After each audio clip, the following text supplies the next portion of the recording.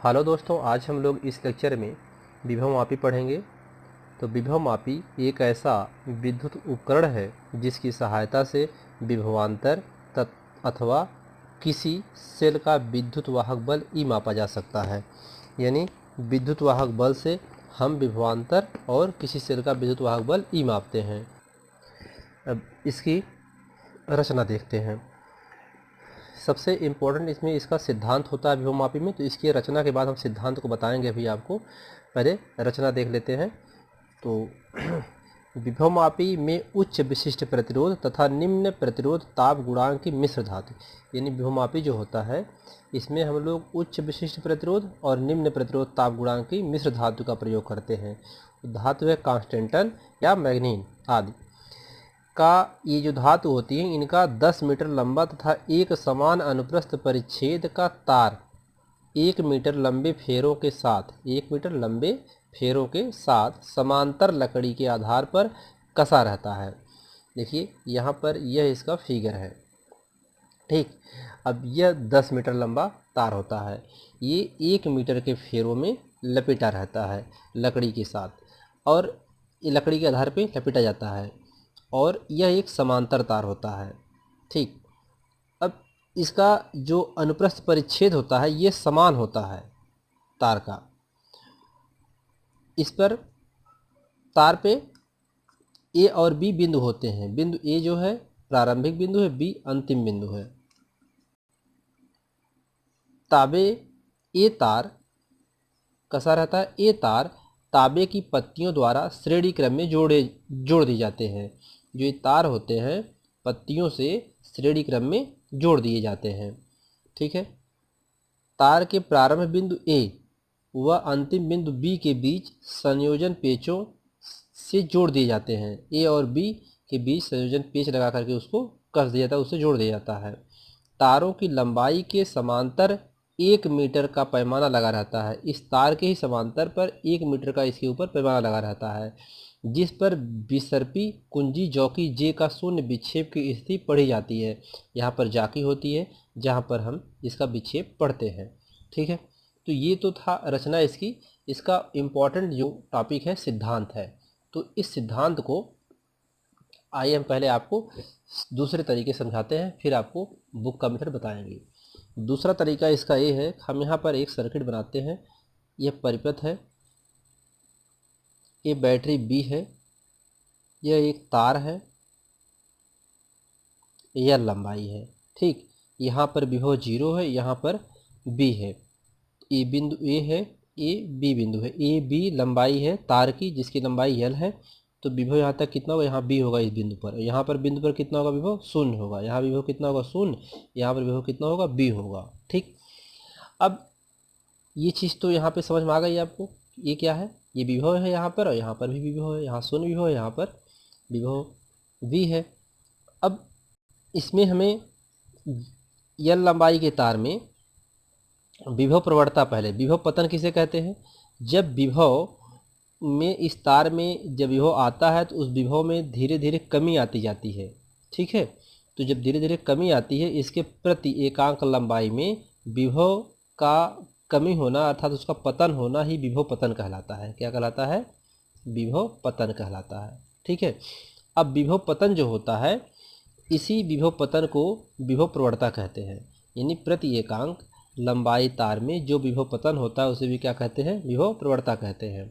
और विभव पतन जो विभव में कमी होती है उसे विभव कहते हैं। और तार की लंबाई क्या है, L है।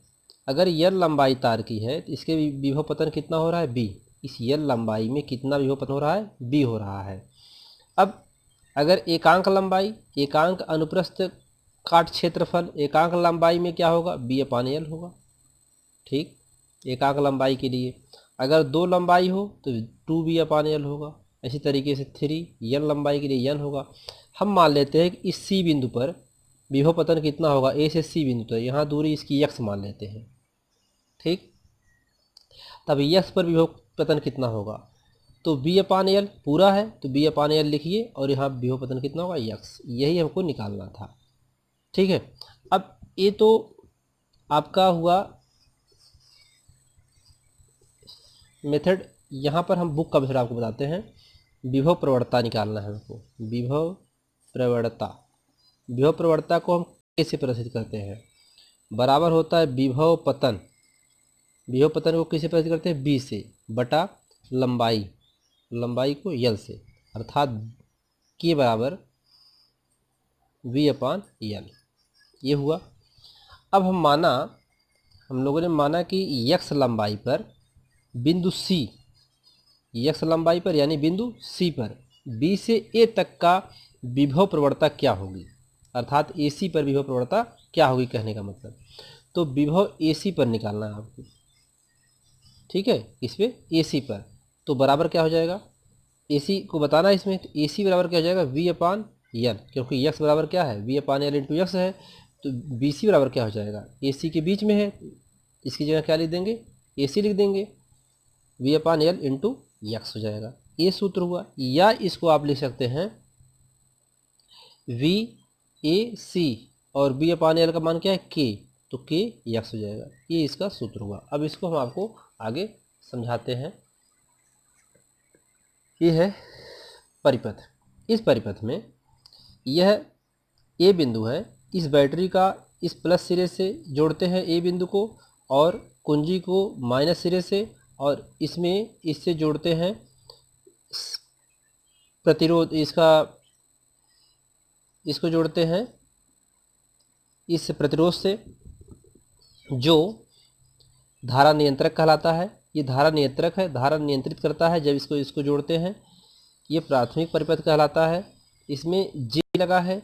ये तार की लंबाई जो होती है ए और बी के बीच ऐसा समायोजित करते हैं कि जॉकी यहाँ पर इसको स्पर्श करता रहता है, जिसमें शून्य विक्षेप आता है। इसका विद्युत वाहक बल का प्लस सिरा और जॉकी के माइनस सिरे से इसको जोड़ते हैं तो ये द्वितीय परिपथ बन जाता है, और ये प्राथमिक परिपथ बनता है। ए और बी के बीच में जॉकी होता है, जहाँ पर इसको स्पर्श करता है, गैल्वेनोमीटर उसका विक्षेप शून्य बताता है। तो आइए इसको बताते हैं आपको। हम इसको आपको समझा चुके हैं, बस इसको आपको थियरी केवल देखना है। तो इसको देखिए, एक समान व्यास के तार ए बी लंबाई का प्रतिरोध है, ठीक है। सिरा ए बैटरी के धन ध्रुव व ऋण सिरा कुंजी के तथा धारा नियंत्रक के द्वारा तार के दूसरे सिरे से जोड़ देते हैं, ठीक है। तार ए बी के में बहने वाली धारा को धारा नियंत्रक द्वारा नियंत्रित किया जाता है। ये हमने आपको फिगर में यहाँ बताया, ठीक है।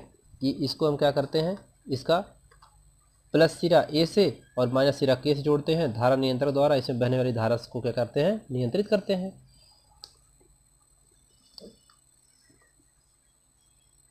इसके बाद इस परिपथ धारा नियंत्रक द्वारा नियंत्रित किया जाता है, जिसे प्राथमिक परिपथ कहते हैं, ठीक है। उसे हम क्या कहते हैं? प्राथमिक परिपथ कहते हैं।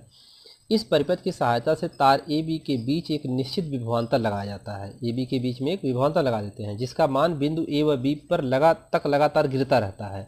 यानी जब विभव देखिए ए से बी तक क्या करेगा? लगातार गिरता रहेगा, जो हमने आपको पहले बना करके दिखाया फिगर में, ठीक है, समझाया उससे। तो लगातार गिरता रहता है, तो जो लगातार गिरेगा उसे क्या कहते हैं? विभव पतन कहते हैं। तो यही तार की प्रति लंबाई में विभव पतन की दर विभव प्रवणता कहलाती है। यानी विभव में कमी हो रही है, विभव पतन हो रहा है, और उस विभव पतन की दर को विभव प्रवणता कहते हैं, ठीक है।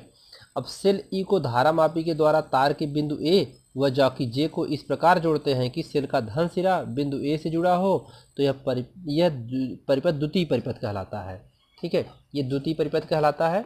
यहाँ पर ये है इसका ये प्लस सिरा और इसके माइनस सिरा जुड़ा रहता है, तो इस प्रकार जोड़ते हैं, यह इसका प्लस और इससे माइनस रहता है, तो क्या कहलाता है? द्वितीय परिपथ कहलाता है, और ये प्राथमिक परिपथ होता है, ठीक है। अब ए और बी के बीच में जो ए और बी तार की लंबाई है, तो प्रति लंबाई, इसमें प्रतिकांक लंबाई जो होती है अनुप्रस्थ काट क्षेत्रफल में, इसमें क्या होता है? विभव पतन होता है ए और बी के बीच में। जब विभव पतन होता है यानी लगातार विभव क्या करता है? गिरता रहता है, कम होता रहता है, तो उसे विभव पतन कहते हैं। और ये विभव पतन की जो दर होती है उसे विभव प्रवणता कहते हैं। प्राथमिक परिपथ में धारा नियंत्रक को इस प्रकार व्यवस्थित करते हैं कि ए को स्पर्श कराने पर, जब हम ए को स्पर्श कराते हैं, अब ए को स्पर्श कराने पर मान लेते हैं कि बाईं ओर तथा बी को स्पर्श कराने से विक्षेप दाईं ओर प्राप्त होता है, ठीक है, जिसके कारण ए बी के बीच में जॉकी को स्पर्श कराने पर धारामापी में कोई विक्षेप नहीं होता है। ठीक, तो हम उसको इस प्रकार व्यवस्थित करते हैं कि जो ए जो होता है धारा नियंत्रक को, कि ए को बाईं ओर और बी को दाईं ओर विक्षेप प्राप्त होता है, तो जिसके कारण ए बी के बीच जॉकी को स्पर्श कराने पर धारामापी में कोई विक्षेप नहीं होता है। माना बिंदु जे, जो विक्षेप जे बिंदु है शून्य विक्षेप पर है, तब ए जे के बीच विभवांतर वी ए जे सेल के विद्युत वाहक बल ई के बराबर होगा। अब यहाँ पर इसके बीच में ए और जे के बीच में, ठीक है, अब इसके बीच में विभवांतर, ठीक है, इसके बीच में विभवांतर है, तो यहाँ पर हम लोग विभवांतर ए और जे के बीच में निकालेंगे, तब विद्युत वाहक ये सेल ई के क्या होगा, बराबर होगा। तो इस प्रकार से तो विभव प्रवणता के बराबर वी और ए वी अपान एल। ठीक है, अब ए वी अपान एल ये पूरी लंबाई, ताकि पूरी लंबाई पूरे विभव वोल्ट प्रति मीटर होता है। यदि विक्षेप इसमें क्या हो, यदि शून्य विक्षेप की स्थिति में तार की लंबाई एल हो, तो तार एजे के सिरों के बीच विभवांतर बी एजे बराबर के एल होगा। ये आपको समझ में आया होगा, पीछे हमने आपको समझाया है। तो वी एजे बराबर क्या होगा, के एल होगा। के एल यानी इसको आप ऐसे भी लिख सकते हैं, या बी ए जे बराबर लिख सकते हैं वी अपान एल इंटू, अब जो उसमें ए जे की दूरी है उसको, ठीक है, अर्थात जे उसके बीच में, तो ये क्या हो जाएगा, के एल। अब यहाँ से सेल का विद्युत वाहक बल ई बराबर, अब इसकी ये क्या होगा, बराबर होगा, क्योंकि यहाँ हम लोगों ने क्या पढ़ा कि माना बिंदु जे शून्य विक्षेप पर है, तब ए जे के बीच विभवांतर वी ए जे सेल के विद्युत वाहक बल ई की क्या होता है, बराबर होता है। तो ई बराबर क्या हो जाएगा, वी ए जे हो जाएगा बराबर के एल हो जाएगा। सेल, अतः सेल का विद्युत वाहक बल विभवमापी की सहायता से ज्ञात किया जा सकता है। यानी सेल का विद्युत वाहक बल हम लोग विभवमापी जो है, विभवमापी की सहायता से सेल को ज्ञात कर सकते हैं। ठीक है, सेल का। अब नोट, ई बराबर वी ए जे बराबर के एल ही विभवमापी का सिद्धांत है। यही हमको सिद्ध करना था, यही इसका क्या है, सिद्धांत होता है। ठीक है, और इसका सूत्र है, तो इसका सूत्र क्या हुआ, के एल वी ए जे बराबर के एल। ठीक है, या अगर उसको बीच में कहीं निकालना है, जो हमने आपको समझाया, तो ऐसे भी आप लिख सकते हैं। तो जैसे यहाँ पर वी ए सी बराबर क्या है, के एक्स है। अब ए वाला आया, तो ई आने का मतलब क्या है कि यहाँ पर हम लोग ए और सी के बीच में निकाला था, जिसकी एक्स दूरी थी, तो वी ए सी का विभव हुआ, तो के एक्स हुआ। ठीक है, अब यहाँ पर पूरे यल का निकाला गया, तो इसलिए के यल हो गया, अर्थात बी। अब यहाँ पर बिंदु क्या था, जे था, तो वी ए जे बराबर क्या था, के यल हो जाएगा। तो लंबाई उसका मान लिया कितना है, यल है।